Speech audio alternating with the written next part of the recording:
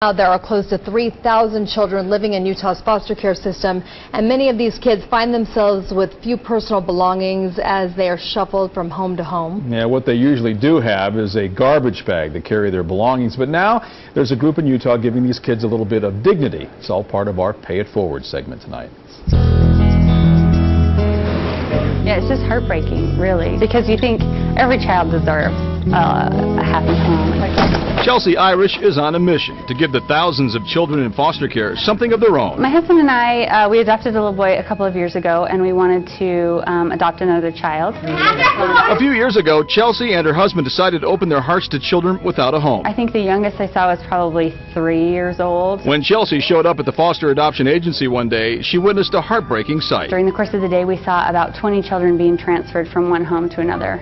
Probably 18 of those 20 had all of their belongings in a garbage bag. When authorities remove children from their own parents, they usually have little more than the clothes on their backs. It just made my heart ache to think about what kind of a message that sends to really vulnerable kids. So Chelsie gathered friends and started a bag drive. The older kids could probably use a big suitcase. For foster children, a bag and not a garbage bag to hold their belongings can mean the world. Optimally, a duffel bag is perfect because it can be folded down and stored easily. We want to help Chelsie and her volunteers with the drive, and that's where Sterling Nielsen of Mountain America Credit Union comes in. It's time to pay it forward. It's so hard to go through the foster system, but then to have all your stuff in a garbage bag. Let's make sure it doesn't happen to a few more people. I have here in this envelope $500. Oh, wow. Hopefully it'll help buy a few more bags. Yeah, definitely. And help a few more children. Definitely. Thank you so much. Okay. That's fantastic.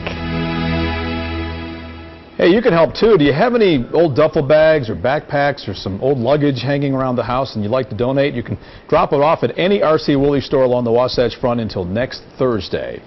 You can also get more information at Chelsea's Facebook page or the nonprofit agency that is distributing the bags for her. We do have a link to both of these sites on KUTV.com. Just click on Pay It Forward.